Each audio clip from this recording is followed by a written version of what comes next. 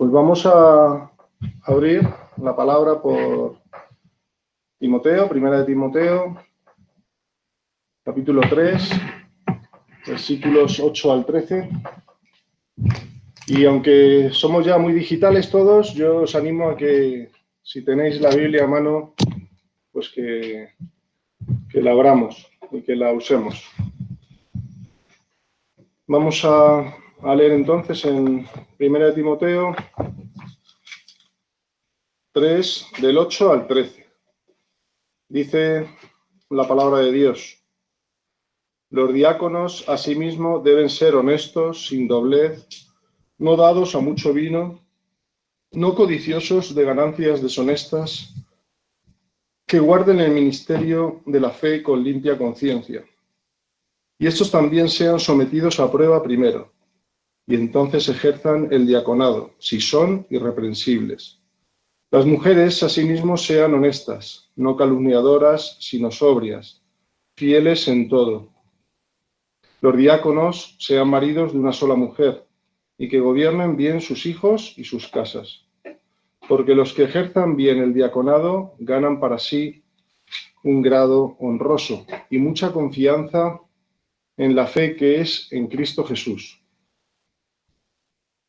Pues como ya sabemos, Timoteo se va a encontrar en Éfeso a una iglesia en problemas, a causa de los falsos maestros y de las falsas doctrinas que han traído. Y esto, pues evidentemente, ha producido una crisis en el liderazgo. Y Pablo encarga a Timoteo que forme un equipo de líderes y de diáconos que devuelvan el orden a la iglesia. Y para ello, pues estos, como vimos la semana pasada y vamos a ver hoy, pues tienen que cumplir una serie de características. Y si esto se cumple, si estas instrucciones se siguen, pues lo que va a ocurrir es que la iglesia va a volver a ser edificada por medio de la sana doctrina, en el amor, nacido de corazón limpio, como leemos en el capítulo 5, o sea, en el versículo 5 del capítulo 1, una buena conciencia y una honestidad en una fe, pues, sincera, no fingida, ¿no? Y por último, pues, haciendo esto, la iglesia volverá a ser un testimonio poderoso al mundo. Y es inevitable leer este texto, este pasaje, en este capítulo, y que nos está mostrando, nos está hablando acerca de los dos cargos de autoridad que hay en la iglesia, que son los líderes y los servidores, los diáconos, como vamos a ver hoy. Y como digo, es inevitable leer este capítulo y no pensar en Hechos 6. ¿Y qué ocurre en Hechos 6? Pues os voy a animar a que vayamos un momento a Hechos 6, que no vamos a poder detenernos mucho allí, pero simplemente recordar algo importante. Y antes de considerar esto, muy rápidamente, pues podemos pensar en las ventajas de una iglesia pequeña. Los fuegos internos que se puedan producir son más controlables, las necesidades que surgen también son más llevaderas, las cuentas cuadran al final de año, como lo vemos. Pero ¿qué ocurre cuando una iglesia crece? Pues a más personas, más problemas, ¿no? Y esto es lo que vemos en Hechos 6. Allí se nos dice que, Lucas nos dice que los 12 apóstoles no pueden realizar todo el trabajo que tienen que llevar a cabo y están desatendiendo la predicación y la oración a causa de servir las mesas, de atender las necesidades de la iglesia. Entonces, ¿qué hacen los 12? Pues ordenan buscar entre los hermanos a 7 varones, a 7 hombres para realizar este cometido de servicio. Pero lo que encontramos es que estos hombres deben tener una serie de cualidades. Y es lo que leemos en el capítulo 6, verso 3. Dice: buscad, pues, hermanos, de entre vosotros a 7 varones de buen testimonio. Estos hombres tienen que ser llenos del Espíritu Santo. Deben ser hombres sabios. a quienes se les pueda confiar este trabajo. Y de esta forma, pues haciendo esto, los apóstoles podrían dedicar su tiempo a sus verdaderas responsabilidades, que son predicar la palabra y la oración. La consecuencia de esta elección, aquí en Hechos 6, de estos 7 varones, pues vemos que la palabra es predicada, que el número de los discípulos se multiplicaba grandemente en Jerusalén. Y en conclusión, pues lo que podemos rescatar de aquí es que cuando se hacen las cosas conforme a la palabra, la Iglesia es bendecida. Y también la oportunidad de servir aumenta. A mayor necesidad, mayores dones y mayor oportunidad. Y esta semana le compartía a un hermano que yo no concibo la Iglesia de otro modo, sino siendo una Iglesia que sirve. El término diácono significa servidor y no lo encontramos. Aquí en este pasaje no encontramos la palabra diácono, pero sí, no dudamos de que estos 7 hombres que son designados para el servicio son diáconos como tal, ¿no? Pero todos y cada uno de los discípulos del Señor somos servidores. Y todos hemos recibido al menos un don para ponerlo al servicio de su Iglesia. ¿Sabes ya cuál es tu lugar en el cuerpo activo de Cristo? ¿Estoy dispuesto a ser parte de una Iglesia que sirve? Esta es la pregunta que quiero lanzar hoy mientras meditamos en nuestro texto. Así que, sin poder detenernos aquí, volvemos a 1 de Timoteo, capítulo 3, verso 8, y yo he dividido el texto en 3 partes. La primera sería de los versículos 8, 10 y incluiríamos el 12. Aquí se nos habla de los requisitos de los diáconos. En segundo lugar, en el versículo 11, vamos a ver unos requisitos que Pablo pide a las mujeres. Y veremos a quién se refiere Pablo aquí, en estas mujeres, en este término. Y en el 13 vamos a ver la recompensa para los diáconos por su servicio en el diaconado. Si volvemos a leer el 8, dice: los diáconos asimismo deben ser honestos, sin doblez, no dados a mucho vino, no codiciosos de ganancias deshonestas. Aquí lo que está diciendo es que los diáconos deben ser dignos de respeto, deben ser hombres honorables. El diácono debe ser alguien respetado por la congregación. Y dice también que deben ser sin doblez. Por ejemplo, lo que es las Américas traduce de una sola palabra, o sea, que no tenga 2 palabras. ¿Y a qué se refiere con esto? Pues que deben ser sinceros. No debe mostrar 2 caras. Y explico esto. Un diácono está en contacto con muchas personas en la congregación y puede ser tentado, puede llevar a ser tentado a complacer a todos. A uno le puede decir una cosa y a otro hermano la contraria para quedar bien con ambos. O puede que necesite posicionarse firmemente ante circunstancias complicadas y esto le lleve a ser un hombre de una sola palabra. Y podemos pensar también que alguien que no es sincero y de una sola palabra, pues evidentemente no debería de servir en el diaconado. Yo pregunto, en relación a esto, ¿acaso esto no es un requisito también para todos los creyentes? Si me acompañáis a Mateo 5:37, un momento, allí leemos lo siguiente. Mateo 5, dame las gafas, Juan. Mateo 5:37. Dice: pero sea vuestro hablar sí, sí, no, no, porque lo que es más de esto, de mal procede. Se puede mentir de formas muy sutiles. Podemos pensar cuando exageramos. Muchas veces tendemos a engañar cuando exageramos a nuestro favor. ya sea en que lleguemos tarde o que no queramos decir la verdad completa, pero esto es una manera de tergiversar la verdad y esto no deberíamos de hacerlo. Pablo está diciendo que alguien que tergiversa la verdad y la usa para su conveniencia no puede ser un diácono. Además, se requiere que sean personas no dadas a mucho vino, alguien que sea moderado en esto. Y yo personalmente no creo que esté diciendo que el diácono deba de abstenerse totalmente del uso del alcohol, y más si pensamos que en aquellos tiempos no había muchas medicinas, incluso el vino era utilizado como un remedio, como Pablo le encarga a Timoteo que beba un poquito de vino por su enfermedad estomacal, pero también podemos pensar en que el agua estaba contaminada, estaba muy contaminada, y el uso del vino pues también se usaba como una medicina, ¿no?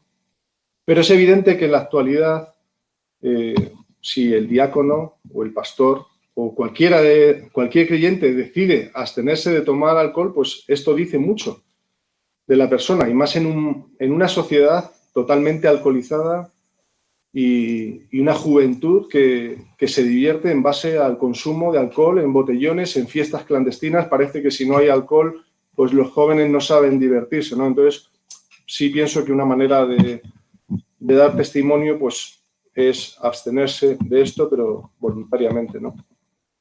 También dice el texto que se requiere de ellos que no sean codiciosos, de ganancias deshonestas.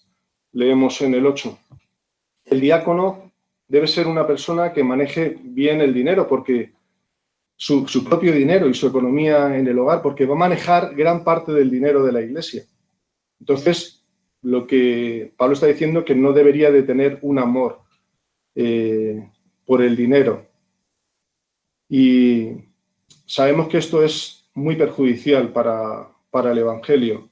Escuchar que responsables de iglesias usan su dinero para cuestiones particulares, incluso hemos llegado a escuchar en gastos obscenos y pecados innombrables, ¿no? Y también he escuchado decir que Judas no fue el último tesorero que traicionó a Jesús, el último tesorero de la iglesia que le traicionó. Así que el diácono debe ser alguien que no tenga un amor al dinero, que dice la palabra, como lo dice en esta misma carta, que es el mayor de todos los males, ¿no? Y esto, por lo tanto, es un diácono, o sea, esto es un requisito indispensable para el diácono. El dinero que se entrega a la iglesia, nuestras ofrendas, que se entregan para causas específicas que la Biblia nos enseña a administrarlo, pues tiene que ser usado para el fin para el que fue dado. Y esto también hace referencia a todos los creyentes. O sea, creo que esto no solamente habla a los diáconos. Creo que el uso del dinero, el peligro del amor al dinero, es algo que nos compete a todos los creyentes.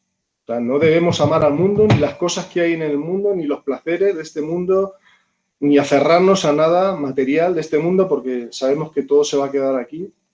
Entonces Pablo va a desarrollar esto más. Cuando lleguemos al capítulo 6, Pablo va a hablar más de este tema. Y por lo tanto, pues sabemos que si elegimos a personas íntegras en cuanto al manejo de su dinero, y estas características que estamos viendo, pues la Iglesia se ahorrará muchos problemas en el futuro. Hemos visto hasta ahora 4 requisitos: honestidad, una sola palabra, sin doblez, no dados al vino y no codiciosos. Y veamos una quinta en el versículo 9. Dice que guarden el misterio de la fe con limpia conciencia. ¿Qué quiere decir esto? Que guarden el misterio de la fe con limpia conciencia. Pues Pablo, al hablar aquí de misterios, no está hablando de cosas secretas, de cosas misteriosas, sino que está hablando de una verdad que en el Antiguo Testamento no había sido revelada y ahora se estaba revelando, ¿no? Si me acompañáis a 1 Corintios 2, 9, 10, leemos lo siguiente. Primera de Corintios 2, 9 y 10. No, perdón. Primera de Corintios 2, 7 al 10. Dice, mas hablamos sabiduría de Dios en misterio, la sabiduría oculta la cual Dios predestinó antes de los siglos para nuestra gloria, la que ninguno de los príncipes de este siglo conoció, porque si la hubieran conocido nunca habrían crucificado al Señor de la gloria, de gloria. Antes bien, como está escrito, cosas que ojo no vio, ni oído oyó, ni han subido en corazón de hombre, son las que Dios ha preparado para los que le aman. Pero Dios nos las reveló a nosotros por el Espíritu, porque el Espíritu todo lo escudriña, aun lo profundo de Dios. Entendiendo, pues, lo que significa esto, podemos decir que estos hombres que han de servir como diáconos en la Iglesia deben de tener un conocimiento del Evangelio. Y no solo eso, sino seguir abundando en este conocimiento de la sana doctrina. Y no porque el diaconado desarrolla más los dones de misericordia en una iglesia y no los de enseñanza, esto no puede ser un argumento para que el diácono sea alguien desinformado y desinteresado en formarse bíblicamente. Seguro que vas a entender este ejemplo que voy a poner. Imagina que vas a un restaurante y le preguntas al camarero, ¿qué lleva la ensalada de la casa, por ejemplo? Y te responde, un momento, voy a preguntar a cocina. Y al rato le vuelves a preguntar, perdone, ¿el pescado viene a la plancha, viene al horno? Un segundo, voy a preguntar al maître. Alguien que no tiene ni idea de lo que está vendiendo debería dedicarse a otra cosa. ¿No pensamos eso? Pues de igual manera, alguien que sirve en la iglesia debe tener un conocimiento mínimo de la palabra de Dios. Esto no significa que deba saberlo todo, pero sí puede decirle, oye, hermano, pues no sé esto, voy a consultar algún comentario, voy a preguntar al pastor y luego te lo voy a aclarar, ¿no? Pero genera muchas dudas ver a alguien pretendiendo servir y que no conoce el funcionamiento de la iglesia a la cual ha sido llamado a servir. En definitiva, pues pienso que ninguna persona que pertenece a la membresía de la iglesia debería ser alguien ajeno al conocimiento de la doctrina. Debe de haber en nosotros un deseo por adquirir conocimiento, no para envanecimiento, sino para conocer a Dios, para conocer el plan de redención que vemos en toda la Biblia. ¿Y por qué es necesario esto? Y se lo digo a mis hijos y a los más jóvenes que nos estén escuchando, que haciendo esto podemos defender la fe que creemos ante aquel que nos demande una defensa del Evangelio, ¿no? Y no que tengamos que quedar callados sin saber qué responder. Pues dice a continuación que la vida del diácono debe corresponderse con las doctrinas que él cree. Que su limpia conciencia no acuse a este hermano de ser un hipócrita, sino que por el contrario lo apruebe para el cargo que tiene o que se le va a dar, ¿no? En el capítulo 4 de esta misma carta, Pablo volverá a hablar de aquellos que tienen una conciencia cauterizada por el hierro candente y que son usados para que otros se aparten de la fe. Y esto no debe ocurrir con los diáconos, sino que deben de ser hombres que guarden el misterio de la fe con limpia conciencia. Nos dice el 10 también que estos tienen que ser sometidos a prueba y entonces ejerzan el diaconado si son irreprensibles. ¿Qué significa esto? Pues que estos hombres deben ser observados por un espacio de tiempo. Si tras este periodo de tiempo este hombre ha sido irreprensible en cuanto a los requisitos que estamos viendo, entonces se le puede proponer como diácono. Nadie debería de ser propuesto según llega a la congregación. Y tenemos que tener un cuidado y no confundir las habilidades de una persona con las cualidades. No podemos dejarnos llevar por la emoción de ver a alguien que llega y que sabe hacer las cosas muy bien y corriendo, reconocerle como servidor. O no podemos nombrar a alguien para motivarle, para que se involucre en las tareas de la iglesia. Esto es otro error que se comete. Tenemos que ver que esta persona está demostrando ser el tipo de persona que la Biblia está describiendo para poder servir. No puede ser alguien que no tenga un conocimiento mínimo de la palabra, un neófito, como leemos. Este es un oficio demasiado importante para tomarlo a la ligera y adjudicarlo al primero que aparece sin más. Un joven pastor le preguntó a otro pastor más anciano que de qué se había arrepentido en relación a su pastorado. Y este anciano pastor le dijo que se arrepentía de haber impuesto las manos a hombres para el ministerio sin haber esperado más tiempo. Y esto es lo que Pablo le dirá a Timoteo en el capítulo 5. No impongas con ligereza las manos, ¿no?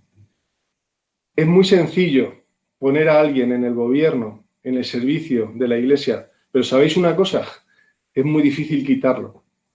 Es muy difícil quitar a alguien de esa posición que la iglesia le ha otorgado. Si saltamos ahora al 12, leemos que Pablo no solamente se limita a dar una serie de requisitos en relación a la persona del diácono, sino que apunta a la manera en la que este hermano se conduce en su vida personal y en su matrimonio, en su hogar. Dice que debe ser un hombre de una sola mujer, hombre que vive únicamente para cuidar y complacer a su mujer, alguien que se dedica en cuerpo y alma para su esposa. Si alguien no cuida de su propia esposa, pues como leímos la semana pasada, ¿cómo puedes servir y cuidar a la esposa de Cristo? Y esto es aplicable también al diácono. Y si esto es poca cosa, pues añade sobre el que gobierne bien sus hijos. Y hay hombres que pasan muy poco tiempo en su casa. Quizá pues trabajen muchísimo y ahí no nos vamos a meter, pero si hay hombres que con traer el sueldo a casa y sentarse en el sofá y dar órdenes, pues ya creen que todo está hecho y que pueden delegar el resto en la mujer. Pero aquí Pablo está diciendo que el hombre debe de gobernar su casa y sobre sus hijos. Y aquí pensaba, por ejemplo, en alguien que se considere un empresario y que no aparezca por su empresa. ¿Pensáis que será un buen empresario, Juan? Pues no, ¿verdad? O sea, alguien que no va por su negocio, pues no sabe lo que está ocurriendo en su negocio. Pues alguien que no obedece a la palabra y gobierna bien su casa y sus hijos, no está entendiendo su cometido como padre, como esposo, y no puede servir a la iglesia. Esto es lo que está diciendo Pablo. En segundo lugar, en esta mañana me gustaría considerar los requisitos que Pablo incluye para las mujeres. Estas mujeres tenían que estar a la altura de ciertas normas. Y antes de entrar en esto, pues bueno, dice el 11, dice: las mujeres asimismo sean honestas, no calumniadoras, sino sobrias, fieles en todo. Aquí, por una dificultad que hay con la palabra, que puede significar tanto esposa como mujeres, hay diversas posturas. Unos dicen que eran las esposas de los diáconos, otros dicen que eran diaconisas, y hay una tercera postura que creo que es por la que me inclino y yo la comparto ahora. Necesitamos saber quién es la identidad de estas mujeres que se mencionan aquí. Al leer el texto, pues si lo lees de una manera corrida y cierras la Biblia, puedes pensar que Pablo está hablando de diaconisas, pero se está refiriendo Pablo realmente a que eran mujeres reconocidas por la Iglesia como diaconisas.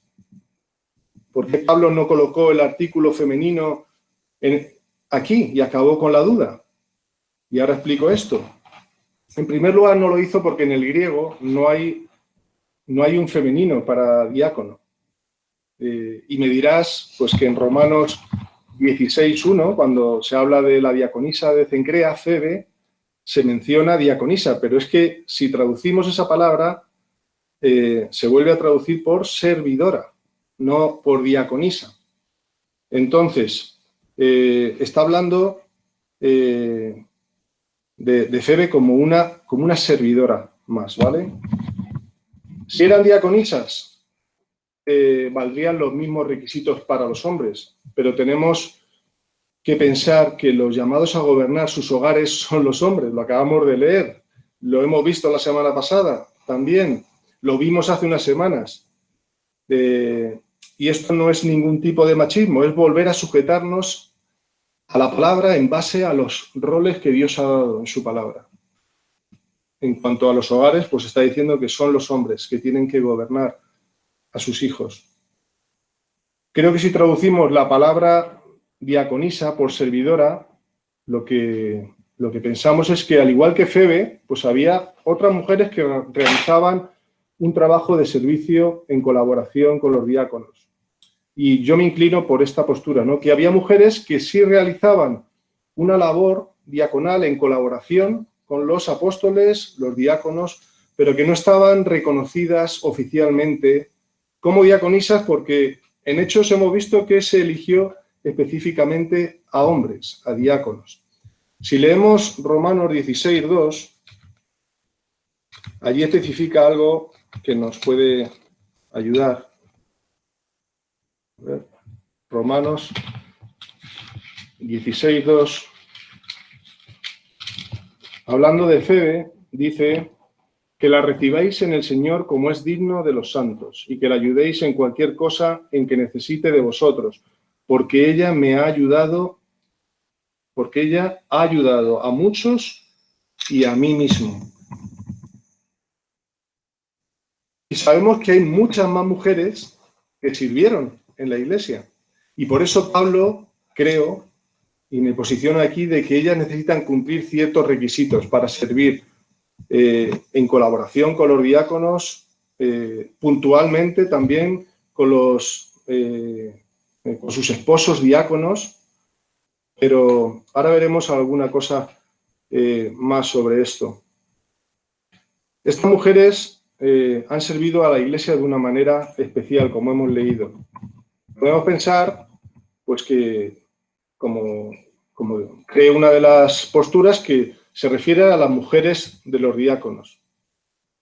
Y pienso que estas mujeres podían servir de manera puntual junto a su esposo, y de hecho, pues, como todos debemos de servir, pues la mujer del diácono también debe participar en este servicio. Pero es importante puntualizar algo que ya mencioné hace también unos domingos, y es que la mujer del pastor no es la pastora, y la mujer del diácono no es la diaconisa.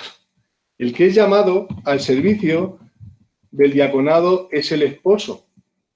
Así que si ella no se involucra de una manera muy visible en el diaconado, es totalmente lícito. Pero, vuelvo a insistir otra vez, todos somos servidores y todos debemos de trabajar. Así que un requisito que Pablo le pide a las mujeres que sirven en la Iglesia es que no pueden ser calumniadoras. Y esta palabra se traduce de una manera fuerte, que significa diabolos. Esta mujer está hablando de que no debe ser chismosa, de que no debe ser una persona que se entrometa en cuestiones ajenas que puedan perjudicar a la Iglesia. Una mujer capaz de guardar confidencias de otras hermanas o cosas que escucha de su esposo en casa y que no debe de ir publicando en la Iglesia, ¿no? Entonces, como digo, veo que está hablando de unas mujeres que servían como ayudantes en el diaconado y posiblemente pues también esposas de diáconos que colaboraban en el diaconado, ¿no? Pero sí me inclino a pensar que no está hablando de mujeres reconocidas como diaconisas como tal. Y por último, pues lo que vemos en este pasaje, en el versículo 13, es la recompensa que reciben los diáconos fieles. Dice el verso 13, porque los que ejerzan bien el diaconado ganan para sí un grado honroso y mucha confianza en la fe que es en Cristo Jesús. Y aquí nos hacemos la siguiente pregunta. ¿Por qué en el texto de la semana pasada, en relación a los pastores, no se les promete a ellos también una recompensa por su servicio fiel? Y sí lo hace ahora aquí a los diáconos. Pues no lo hace aquí, pero sí lo hace en la palabra. Si me acompañáis un momento a Primera de Pedro, el que quiera hacerlo, Primera de Pedro, capítulo 5, versículo 4, dice: y cuando aparezca el príncipe de los pastores, vosotros recibiréis la corona incorruptible de gloria. Aquí está hablando, si retrocedemos al anterior, está hablando de los que tienen cuidado de la grey. Está hablando de los líderes, ¿no? Está hablando de los pastores. Pero entonces, ¿por qué Pablo no menciona la recompensa para los pastores y sí lo hace para los diáconos? Pues pienso que lo hace con una intención muy concreta, y es que no se desprecie la labor de los diáconos.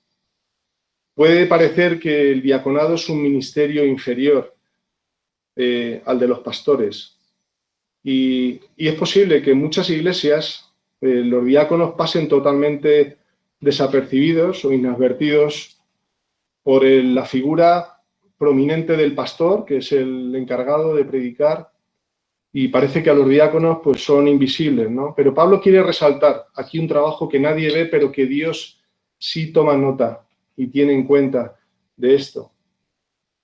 Y si tienes la tentación de pensar que el diaconado es un ministerio, un servicio inferior, yo te animo a que pienses en esta mañana en el Señor Jesús.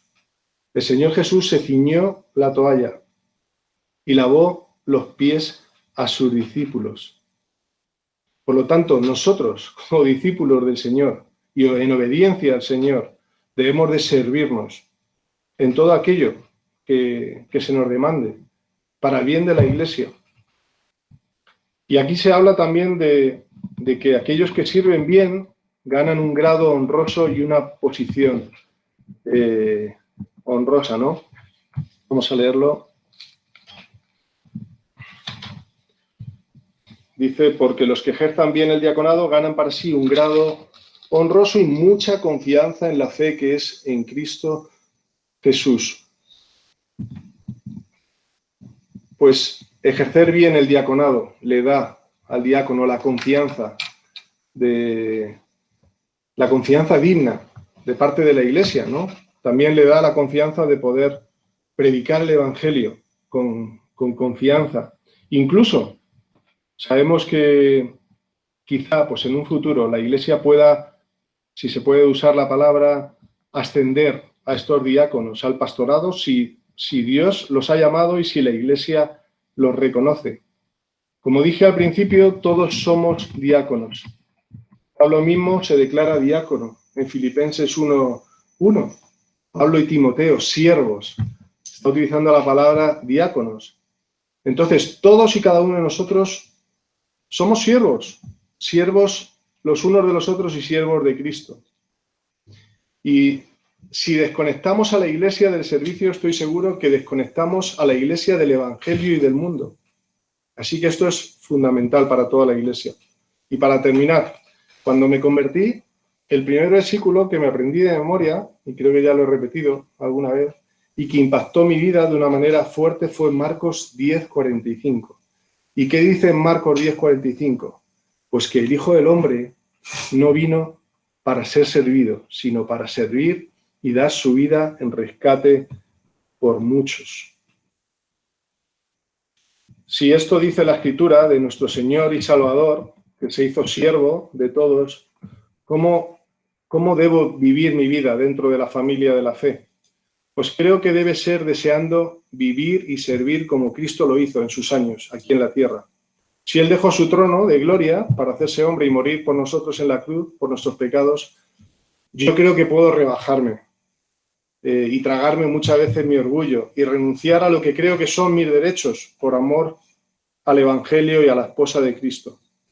Que Dios nos ayude a ser cada uno parte de una iglesia que sirve, una iglesia que será alabada cuando su esposo vuelva a buscarla y la recompense por haber sido fiel.